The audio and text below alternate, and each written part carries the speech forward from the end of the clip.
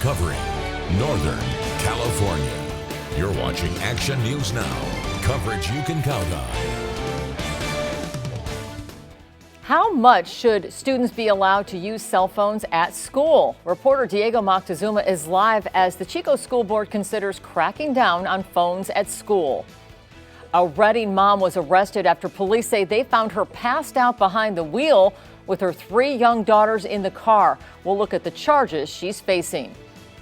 And be warned, the giant bees have landed. We'll show you where you can now see them along Interstate 5. All next this Wednesday, June 12th on Action News Now. We begin with this traffic check, a live look at Highway 99 through Chico. No crashes to slow your drive this Wednesday.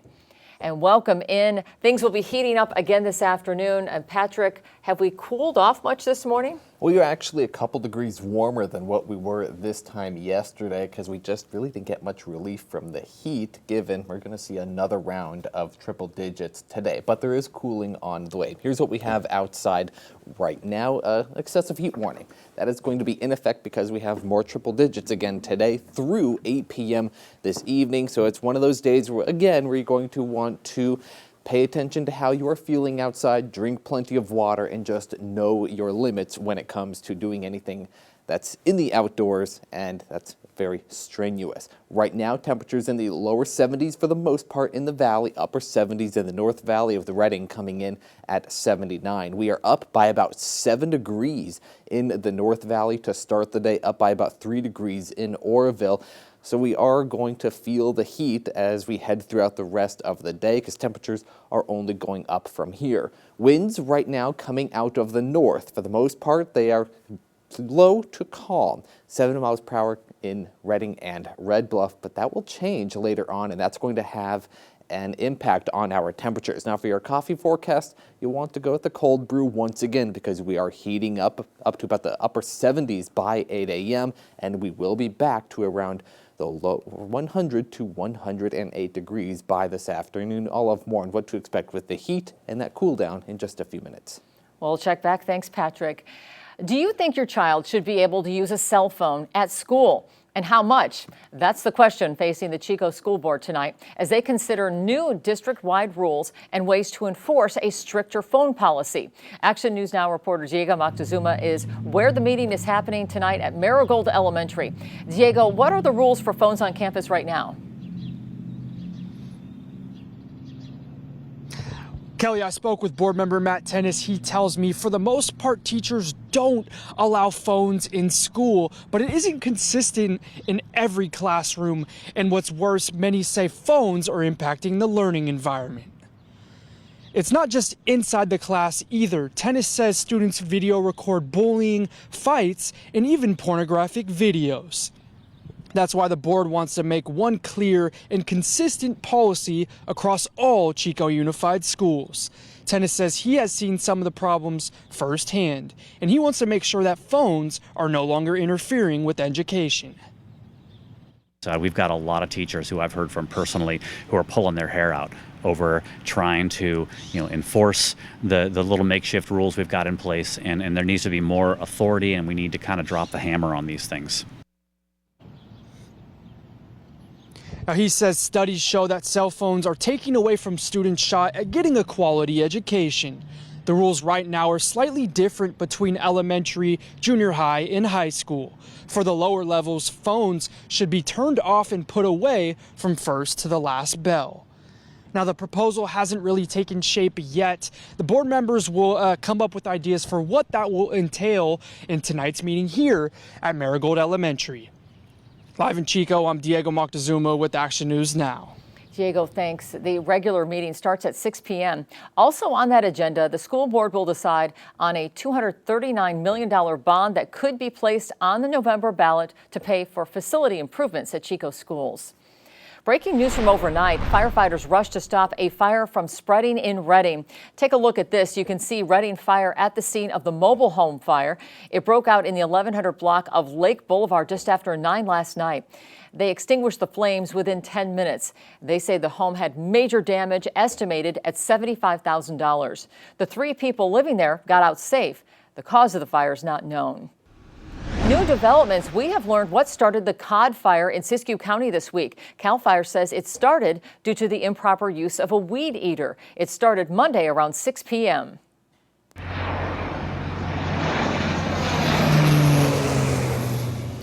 That was one of the retardant drops right after the fire started on Monday night. And here are photos of firefighters continuing to mop up. The fire is now 70% contained, and it's burned 28 acres, 15 miles northeast of Wairika near Hornbrook. All the evacuations were lifted the first night, and there are no reports of any structures damaged. A reminder, Shasta County has a new emergency alert system. Just last month, the county switched from Code Red to Alert Shasta. Your warning accounts don't transfer, so you'll need to sign up to continue receiving emergency notifications. New this morning, a mother was arrested in Redding after police officers say they found her passed out behind the wheel of her car with her children in the vehicle.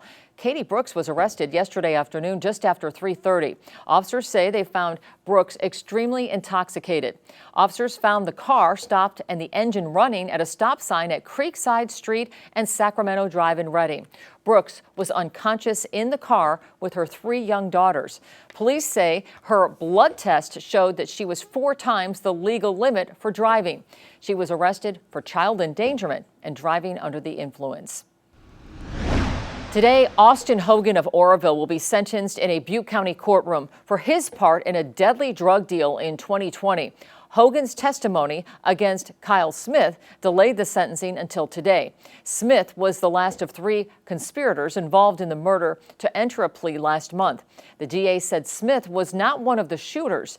DA Mike Ramsey said Hogan was one of the shooters who killed 2 Florida brothers who came to Oroville pursuing a pot deal.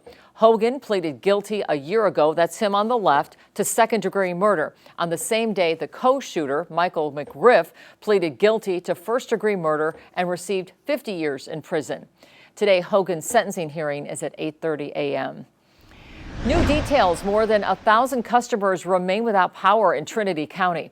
Here's the PG&E map showing the affected area along Highway 299 in the Salyer and Burt Ranch areas. The outage started last night around 8 p.m. The power is expected to be restored by 6 a.m.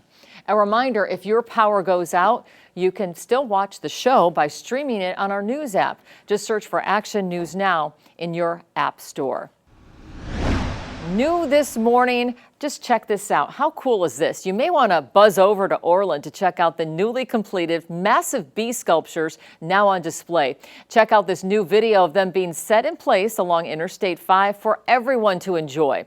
Yesterday, crews placed the bees on their perches at the Highway 32 exits to Orland from I-5.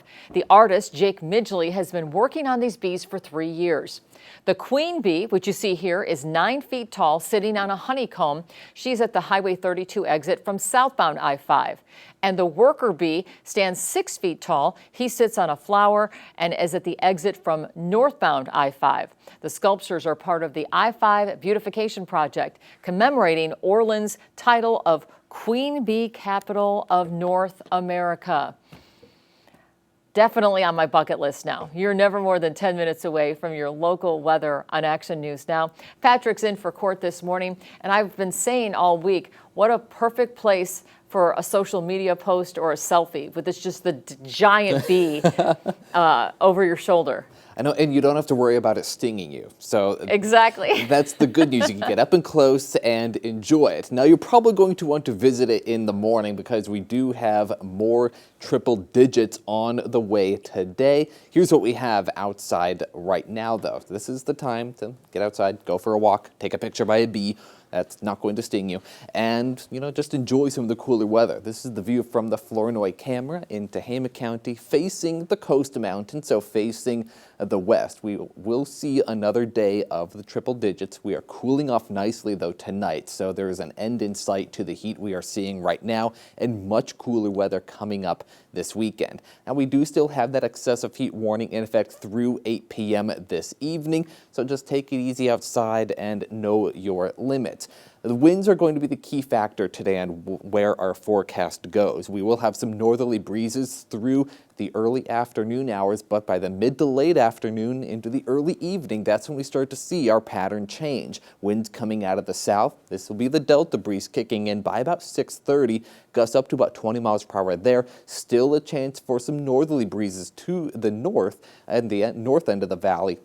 So we will keep an eye on that, and that's going to influence our high temperatures today in our region. Now in the coastal mountains, mid to upper 90s, so it is still going to be a hot one out there. Upper 80s to lower 90s in the northern Sierra and southern Cascades. On the ridge, upper 80s to mid to upper 90s. So it will be another hot day, so keep that in mind as you're heading out and about. 105 to 107 in the North Valley today, and in the Mid Valley sticking to around 103 to about 107 depending where you're at. So just know your limits and take it easy outside, but relief is on the way. I'll have more on that coming up in just a few minutes. We'll check back. Thanks, Patrick. It is 6:10. We have more local stories on the way for you. Chico Airport is doing a controlled burn today. We're going to tell you how long you can expect to see the smoke. And remember Sutter's Fort, one of Sacramento's oldest and most historic sites. Soon, it's going to be seeing some big changes in how California's history is told there. And Hunter Biden is now the first son of a sitting U.S. president to be convicted of a felony. We look at how this will impact President Joe Biden and his family.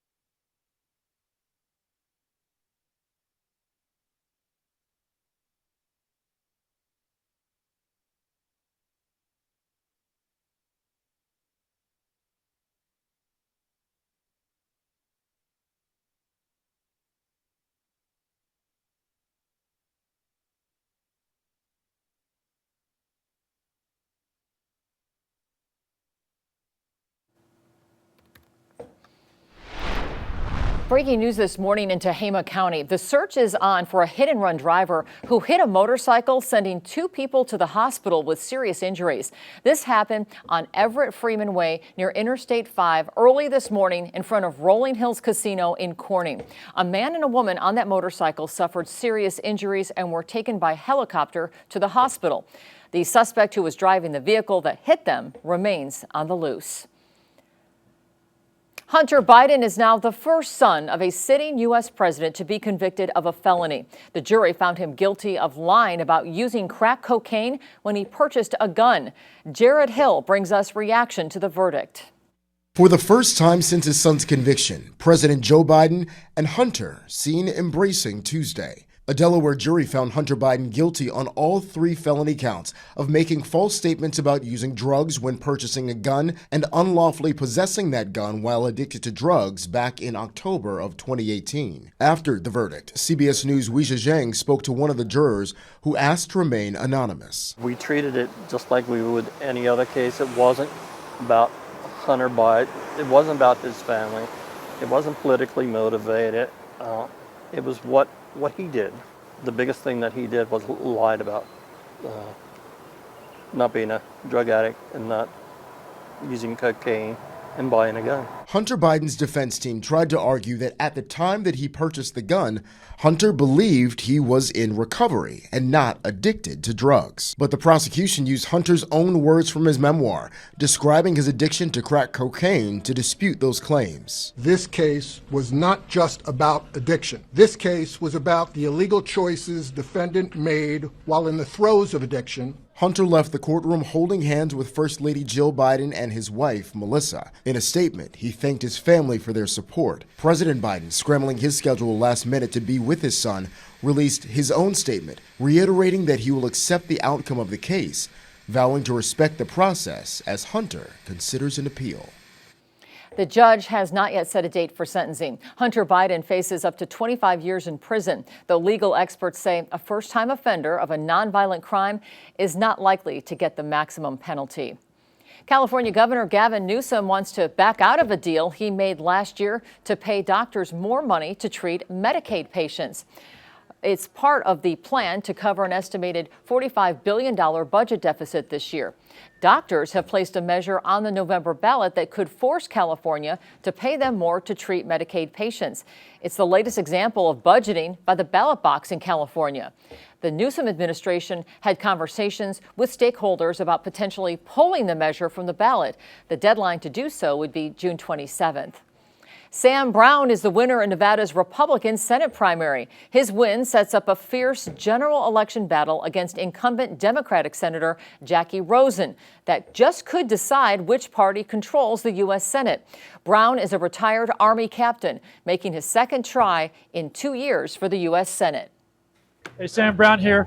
Thank you all for your support in this resounding victory tonight here in our primary. He emerges from a field of 12 Republicans to challenge Rosen. 6/17, Father's Day is this weekend, so are you stumped about what to get dear old dad? We'll give you a few ideas that could help you avoid another necktie. And a live look at traffic on Highway 99 in Chico. Traffic moving smoothly on this beautiful Wednesday morning.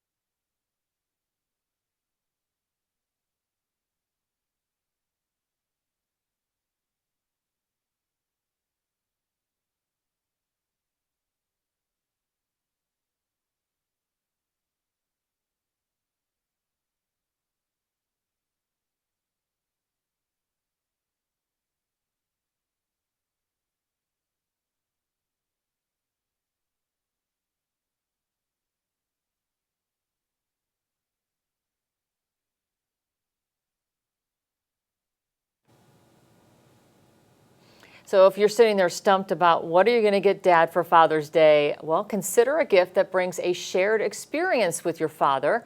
A store in Seattle has set up gift ideas just for Dad. How about a pickleball paddle kit? Or specialty socks for those dads who are really into sports. Yes, socks, actually, people love socks that are cool like these ones. Grilling and cookbooks are prominently displayed there. Grooming and outdoor clothing could also work as a gift for Dad. And for fathers who like to drink an occasional alcoholic beverage, there are mixers for specialty cocktails.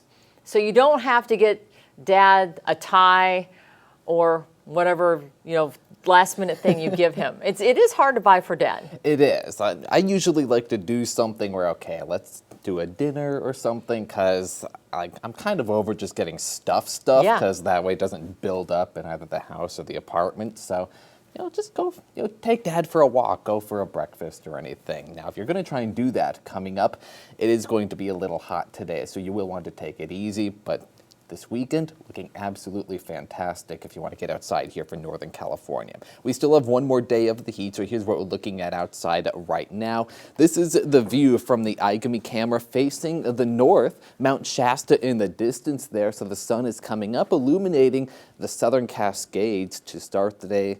Yeah, it is pretty nice to, just be outside right now. That's going to change later on. We do have a completely clear sky across our region, but temperatures still sitting in the upper 70s in the North Valley, lower 70s across the rest of the valley. So we are going to see more heat today. 103 in Chico, 107 in Redding, and about 105 to 107 along the I-5 corridor. So just take it easy outside, know your limits as you are just going through any strenuous activity. We do still have that excessive heat warning in effect through 8 p.m. this evening. So again, take it easy, know your limits. Now we will have a pattern change settling in. Northerly breezes are starting the day, up to about 20-mile-per-hour gusts across parts of the I-5 corridor. That'll start to die down as we head throughout the afternoon into the early evening hours, but then we will have a southerly breeze kicking in. This is the Delta breeze, and this is going to have a big impact on our temperatures tonight. Gusts up to about 20 miles per hour coming out of the south will drop our lows tonight into the low to mid 60s across the mid-valley. It'll take some time to get to the North Valley, but we aren't seeing any 70s on the maps. That is some good news if you want to give your AC a break and try and open up some of the windows tonight. Highs tomorrow will also reflect this difference in the wind direction and the pattern, that change that we are seeing take place. Low to mid 90s across most of the valley. Everybody will be below the 100-degree mark, and that's going to stick with us for several days. The biggest thing, though, where you will notice the cooler weather is in the overnight hours. Friday into Saturday, getting into the upper 50s, and for Redding, getting to the upper 50s to around 90 degrees for Saturday, and our highs Sunday and Monday may even dip below 90 degrees, so getting very close to average for this time of year. And we are finally getting a relief from the triple digits that we've been seeing today, yesterday, and a stretch last week. I think a good gift for Dad would just be the wonderful weather we look like we're going to have on Sunday. Yep. Thanks, Patrick. Wall Street had a mixed closing yesterday, with the Federal Reserve set to announce its next policy moves today. The Dow dropped 120 points. The Nasdaq gained 151. The S&P was up 14. Here's Chanel Call with a look at your money. Good news for anyone planning a summer road trip. Gas prices are falling. The average price nationwide for regular unleaded gas was $3.44 yesterday. That's down around 8 cents from last week and down 14 cents from this time last year, according to AAA. Energy experts say the decrease at the pump is due to lower oil prices and weaker demand for fuel. The Biden administration is also releasing 1 million barrels of oil from the Northeast Reserve to help ease prices. Discussions between CBS News parent company Paramount Global and Skydance Media for a possible merger have ended without a deal. This sale would have ended the Redstone family's long stewardship of Paramount Global. National Amusements, the media company that controls Paramount Global, said in a statement that the two sides were not able to reach mutually acceptable terms. And deadheads and baseball fans unite. Sporting goods company Rawlings has announced a new line of baseball gloves that pay homage to 3 of rock band The Grateful Dead's most iconic albums. Only 120 of each glove design were made, selling at almost $450 a piece. That's your CBS News Money Watch report. For more, log on to cbsmoneywatch.com. At the CBS Broadcast Center, I'm Chanel Call. Californians are digging deeper into their wallets for food at In-N-Out Burger. A double-double with fries and a drink now costs more than $10 in California. A spokesperson told the media that the price hikes are the direct result of the new state's minimum wage that went from $16 an hour to $20 an hour for fast food workers in April. In-N-Out's president said she fought to keep the prices down after the wage increase. A number of fast food restaurants have also increased their menu prices, sometimes as much as 10% or more. Do you remember visiting Sutter's Fort in Sacramento? State park leaders have just voted to make changes at one of Sacramento's oldest and most historic sites. It may even get a new name. Up to 120,000 people visit Sutter's Fort each year. Kids and adults have toured the displays that recreate what life was like for pioneers in the 1940s. Now, the fort's exhibits are about to get a big makeover. The California State Parks Commission has approved changing the museum's interpretive plan, which will now take a closer look at the impact early settlers had on Native Americans. I'd like to see the changes in how history is taught there. I'd like to see, a truthful history of the man that John Sutter was. That new education plan calls for reducing the living history lessons where kids dress up in period costumes and to get to visit with docents portraying John Sutter and other historical figures.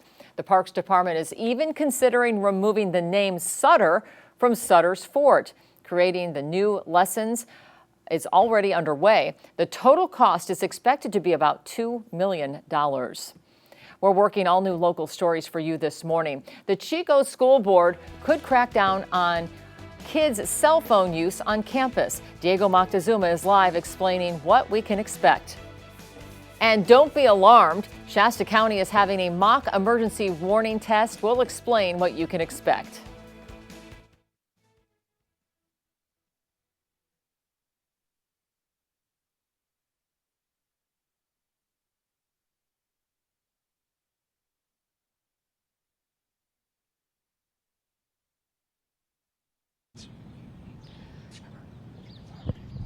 Yeah, mic check, 1, 2, 3, 4. Mic check, still live at Marigold Elementary.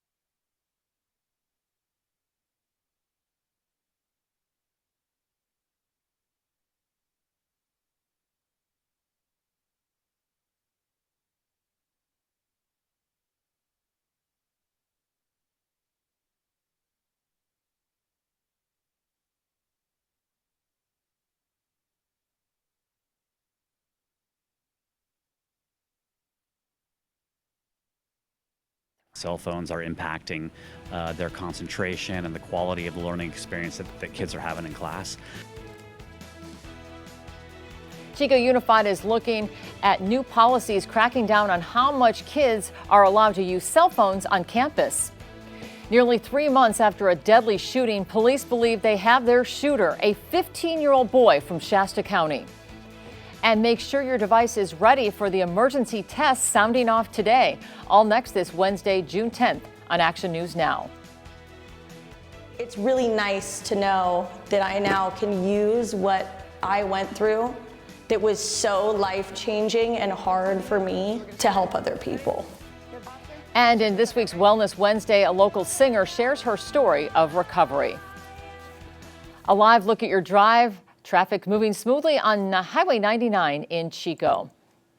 Welcome in. Things are going to be heating up again today. Patrick Wright has a first look at your forecast. We just have one more day of the triple-digit heat, so if you're wanting the relief, don't worry, it is on the way just around the corner. Here's what we're looking at outside right now. Temperatures in the valley, lower 70s, 73 in Chico, 79 though, so upper 70s in the North Valley. We do have some northerly winds that are holding some of those temperatures up in the North Valley. It's not a lot, but it is enough to create the compression of the air and therefore the heating of the air. About 7 miles per hour in Redding itself right now, 6 miles per hour in Corning. Now we are seeing an impact on our humidity levels with that northerly breeze getting up to about 34% in Redding itself. This is the peak of the humidity when it comes to the timing in the day, so it's only going to go down from here. So we will have to keep an eye on our fire danger today. Highs between 102 and 108 for this afternoon. Those winds, though, will be changing direction by the late afternoon into the early evening hours, but the humidity will still take a beating, about 10 to 20% for the valley itself. We are keeping the fire danger at the moderate level, mainly because the fuels that are impacted today are those grasses and finer fuels that dry out pretty quickly, so just be cautious if you're doing anything outdoors that might accidentally cause a spark, because those grasses can ignite pretty quickly. Now we do have a cool down on the way. I'll break down how long it will last and how low our temperatures will go coming up in just a few minutes. Thanks, Patrick. Chico Unified School Board wants a uniform policy across all its campuses when it comes to where and when kids can use cell phones. Action News Now reporter Diego Moctezuma is live at the Marigold Elementary School ahead of tonight's board meeting. Diego, last half hour you talked about why the board wants a consistent policy. Do families think stricter rules are a good idea for students? Kelly, the majority of staff and parents support a stricter policy for phones in classrooms, though it may be something students aren't or won't be very happy about. Now, here's a look at some of the feedback provided in a recent survey of elementary, junior high, and high schools. It shows that junior high families and staff want to see no phone use on campus at all. Now, at high school, most support no phones in class, but campus use is okay during breaks. Board trustee Matt Tennis says most of the phone use in school happens more in junior high and high school, and it interferes with student learning in a huge way. Cell phones are impacting their concentration and the quality of the learning experience that kids are having in class. I'm also very concerned about social media and the degree to which our students are being drawn into things that really have nothing to do with learning about math and English and history and all this important stuff. Now, the survey also shows junior high and high schoolers say they need cell phones to communicate with parents, work, and athletics. So if there is a new policy, parents and others would need to be educated when and how to contact students. Many students admitted that they're not going to follow the cell phone policy. Now, when and where students can use their phones and the consequences for students caught on their phones will be discussed here tonight at Marigold Elementary as well. Reporting live in Chico, I'm Diego Moctezuma with Action News Now. Thanks, Diego. The discussion will include input from staff, students, and parents.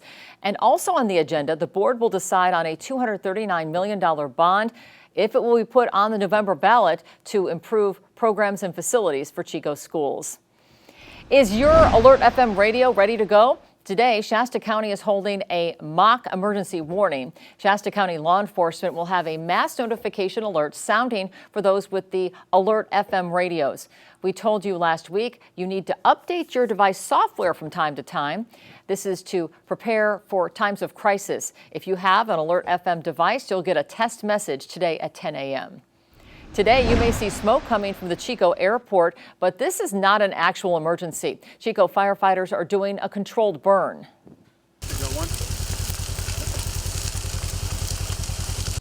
Chico firefighters will burn about 185 acres. This is to manage the vegetation surrounding the airport's runway, to reduce the fire danger and also to limit animals interfering with aircraft. They're expected to start around 8 a.m., should be finished by 5 p.m.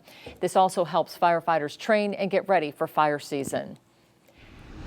Tonight, you can be in the know about the military items at the Sheriff's Office in Shasta County. By law enforcement agencies are required to release information about the amount of military equipment they have. This includes drones and certain types of weapons. The Shasta County Sheriff's Office will hold a meeting at the City of Shasta Lake Council Chambers. It starts at 6 tonight.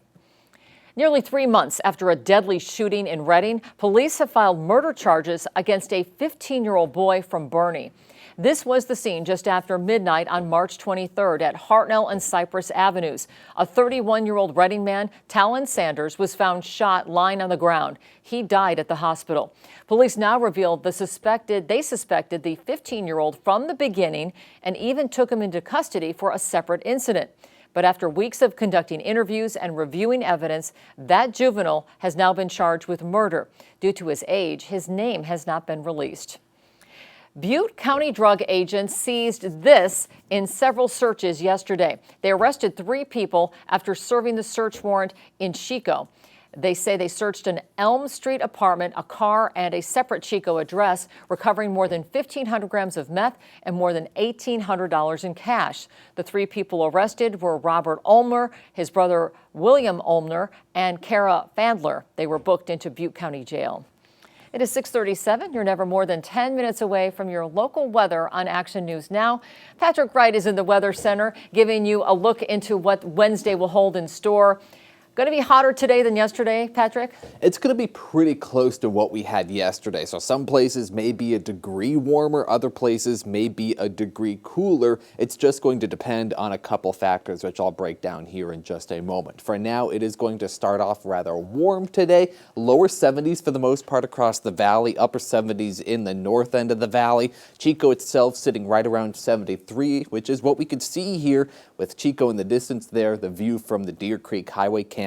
Plenty of sunshine out there, so I have the sunglasses and the sunscreen on hand. We have that excessive heat warning still in effect today, although things become much more tolerable tonight as we start to see our pattern changing, and eventually that pattern change will lead to a much cooler weekend for Father's Day weekend. Now here's what we can expect with that excessive heat warning. It expires at 8 p.m. tonight, so we have one more day worth of the heat with temperatures topping off between about 103 and 107 degrees in the valley itself. The key thing to keep in mind is to just pay attention to how you are feeling today as you are working outside. Know your limits because it is still hot out there and you don't want to have any problems happen. Drink plenty of water. But this is the final day of the triple-digit heat for at least the next 7 days. So to show that pattern change taking place, right now we have a northerly breeze in the valley, gusting up to about 15 to 20 miles per hour along the I-5 corridor. That begins to change by the late afternoon into the early evening hours today. A southerly breeze kicks in, gusts up to about 15 to 20 miles per hour once again. This is the Delta breeze, and that is going to usher in some cooler air, but also a little bit more moisture to our air in the overnight hours, and we'll start to see that difference in our temperatures beginning tonight, with the lows dipping down into the mid to upper 60s. So you will be able to give your ACs at least a little bit of a break and open up some of those windows, especially after midnight tonight. Now, what's going to influence that change in our pattern is a dip in the jet stream. We are seeing a couple systems move to our north beginning tonight and into tomorrow, but then we start to see a bigger influence or just push of cooler air coming in for this weekend, and that's really going to whittled down our temperatures where highs top off right around 90 degrees. In some cases, highs below 90 degrees just in time for Father's Day. And we'll see some of those conditions sticking around into the early part of next week. So here's what it looks like on the 7-day itself. Sunday, Father's Day, getting into the upper 80s for Chico, and those overnight lows mid-50s, even in some cases lower 50s. So feeling very comfortable outside, and a time just to give the ACs a break. For Redding, we will be a little warmer, upper 80s for the most part, 89 on Sunday. Also 89 on Monday. We start to warm up again by next Tuesday, but so far we're keeping the triple digits out of the forecast, and those overnight lows still pretty comfortable. So some nice weather on the way. Something to look forward to this weekend for sure. Thanks, Patrick.